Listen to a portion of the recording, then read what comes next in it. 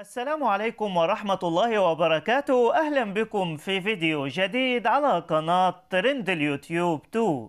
وموعد مباراة التعاون والخليج ضمن مباريات الجولة 12 من دوري روشن السعودي للمحترفين، ومعلق المباراة والقناة الناقلة للمباراة. ولو أول مرة تشوف القناة بتمنى تعمل لايك للفيديو وتشترك في القناة وتفعل زر الجرس لكي يصلك إشعار بكل فيديو جديد يتم تحميله على القناة. وموعد المباراة يوم الجمعة 6 من شهر يناير 2023 الساعة 6 مساء بتوقيت مكة المكرمة على ملعب مدينة الملك عبدالله بن عبد العزيز الرياضية. معلق المباراة عبد الله الغمدي، وسوف يتم بث المباراة على قناة SSC HD الأولى و SD الخامسة.